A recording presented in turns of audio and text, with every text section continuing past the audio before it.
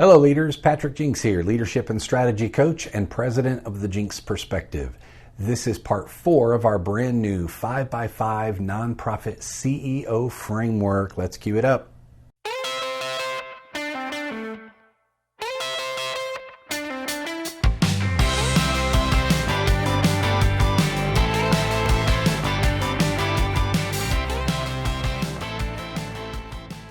Okay, we're continuing our series on the 5x5 CEO framework. This is a supplementary framework to the 5x5 organizational matrix, but this one focuses directly on the competencies of the CEO as a leader. In the video description below this video, we've placed a link that provides you with free access to the 5x5 CEO self-assessment tool. So if you're a CEO or an aspiring CEO of a nonprofit, I want to encourage you to take advantage of it. This week, we're introducing Pillar 4, which is vision and communication, and we're going to jump right into Element 1, personal vision. Here's the assessment question. Am I clear about my vision for the organization?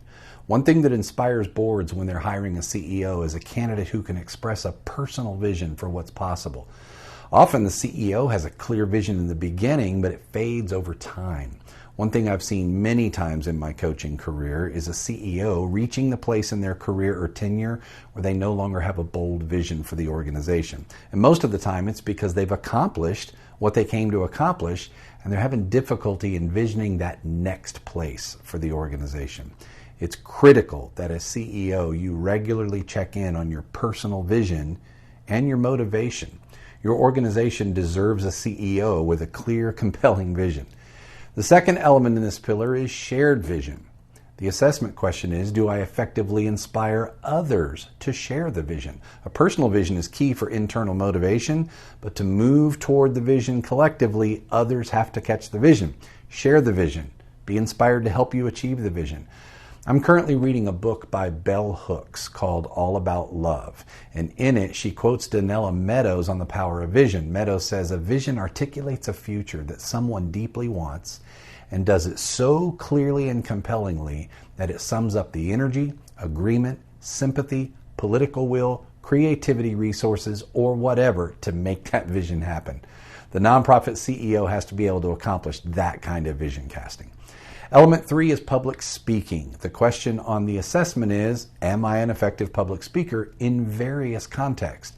Now, I know this element describes a very specific skill, and you could argue whether or not it fits in a leadership competency framework, but I find it to be essential. Many people are terrified of public speaking, but if the CEO is unable or unwilling to be heard in a public forum, it's going to be hard to be chief ambassador.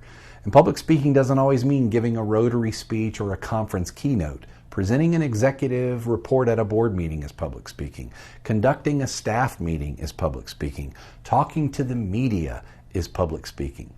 Now, the good news is that this is a skill that can be developed. It takes a lot of practice for many, but it's a critical competency that requires proficiency at the least. Number 4 is written communication. A CEO has their hands in everything from writing news releases to grants, from newsletters to board communiques. And this isn't about being a technical writer nor a creative genius. It's about being able to deliver clear, compelling messages through the written word. The assessment question is, do I use written communication effectively to inform and inspire? And finally, challenging conversations. The assessment asks, am I adept at having and managing critical, difficult conversations with various stakeholders? This element overlaps with other competencies in the framework like staff engagement or especially emotional intelligence. Things can come apart at the seams pretty quickly as the result of a mismanaged conversation or a conversation that didn't happen but should have. Not every conversation is a fun or easy one. It's the conversations with much at stake that matter most.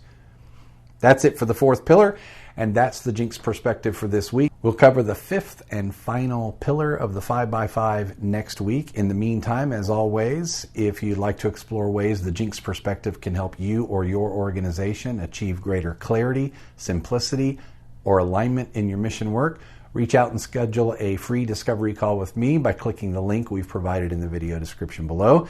Make sure you subscribe to this channel if you haven't already. Click the bell icon to notify you when we drop new episodes, and share this with a friend. See you here next week.